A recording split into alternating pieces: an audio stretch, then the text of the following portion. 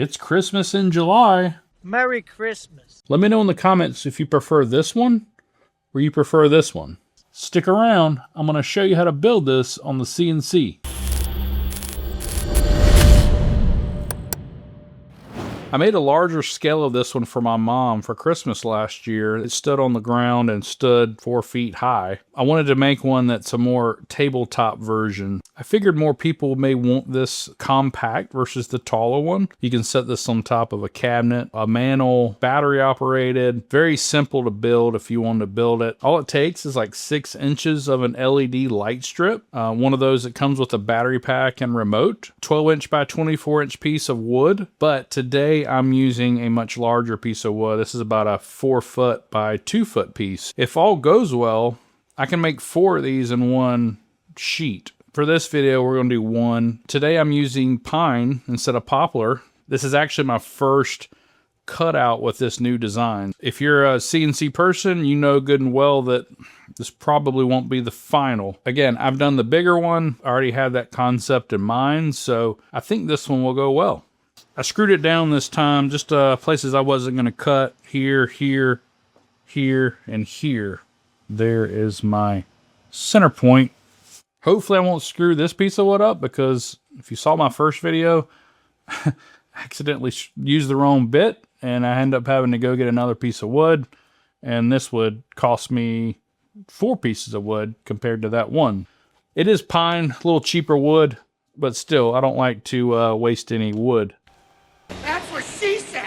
I don't think I've shown you this in previous videos, but I'm going to set the axis on the machine. You can customize it how you want. So we're going to find the center piece. We're going to line the router up with it. That's about right there. Pretty on it, actually. Lower them a little more.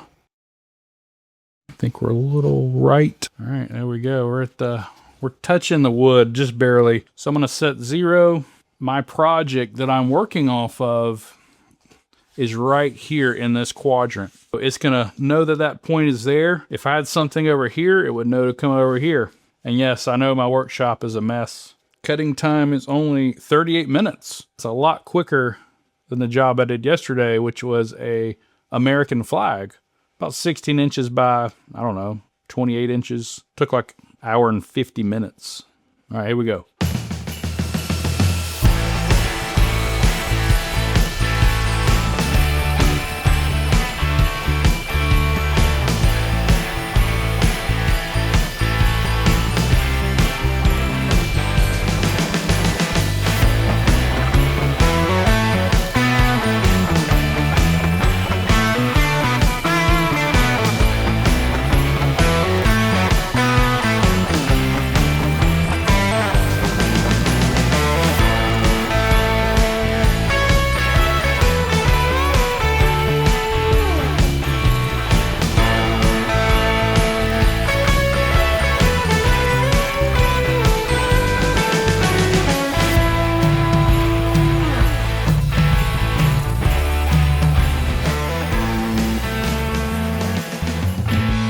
Well, overall, I think it went pretty well. I had one goof. I think that middle piece of where the battery goes, I guess I did it too deep there, so it kept drilling around, and I was flustered. I had to hurry up and get it out of there. Otherwise, I didn't want to break a bit, or I didn't want to tear up the piece. So here's the base.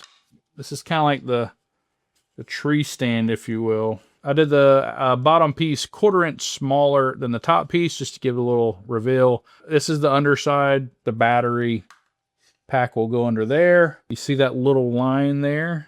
This is where the light strip will feed up under. Back on the underside, these are just screw holes onto the top. I did 4 holes for dowels. This is the front side. If you look at the back, you won't see this.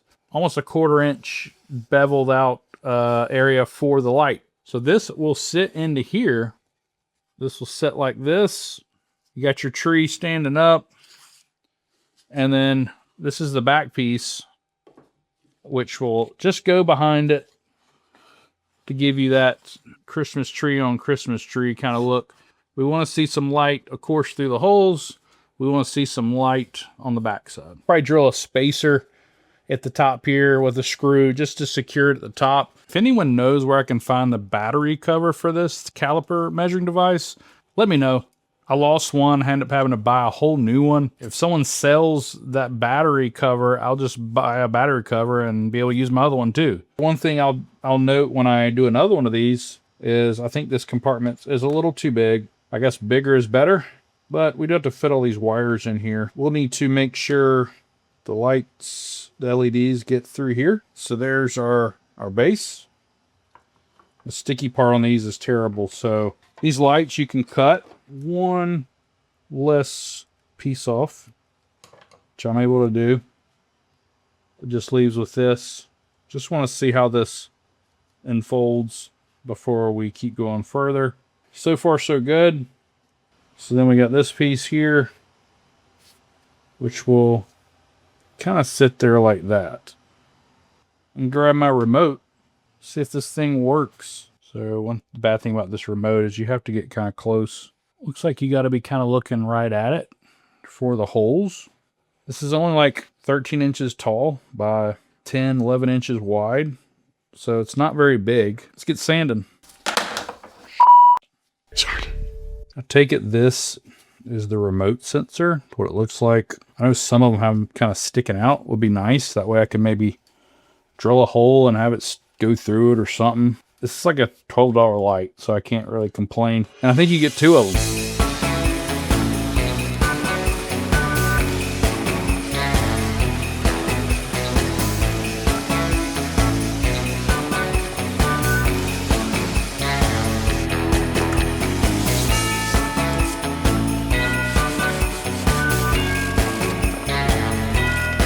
Yeah, I think a revision on this one will be... The thing is, though, the strip has to be in the middle. Because of the... It has to go in the middle. I can't do something like this. The only thing I could see differently is maybe moving that slit just a little further up. If it happens to be more in the center of those two pieces, then that's fine.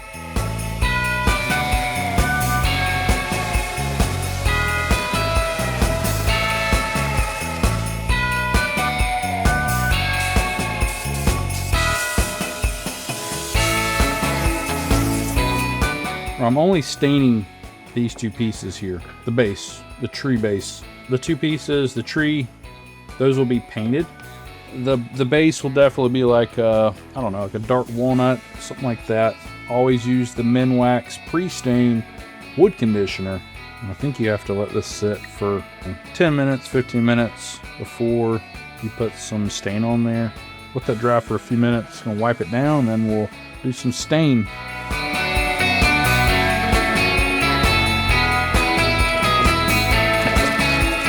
Use my little Craig jig I have here. That way I can try to get these holes as 90 degree as possible.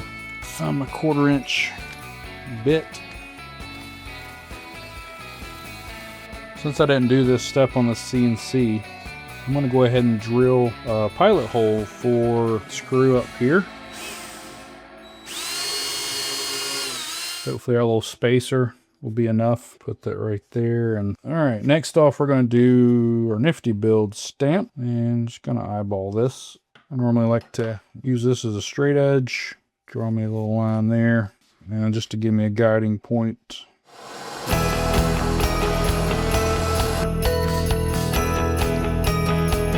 Kind of rock it a little bit, go forward, come back. It should be up.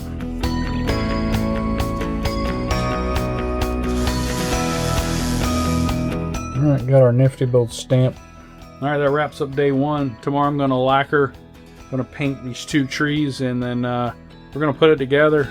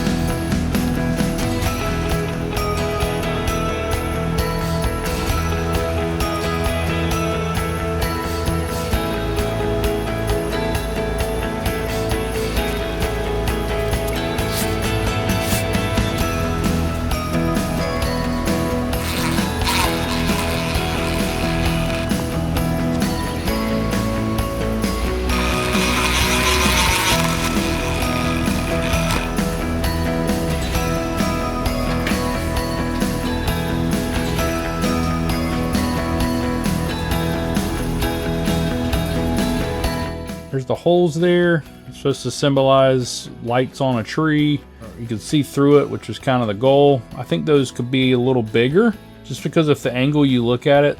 Comes with a remote, can do different colors. This crazy psycho mode. One of the downsides is the remote. You have to lift up the base to get the remote to work. Another thing is making this look more like a tree. Some edges that kind of go out, go in. I do like the double design just to give you that tiered. I would like to make this base a little less. Pretty nice thing to have for Christmas decorations if you're into lighted woodworking, and it's pretty fun to make. Another version that I came up with, it says 50 lights. I think there's holes for maybe 46, I think. There's a few extra lights that are kind of sitting back there. This has a little bigger base, looks like a sailboat.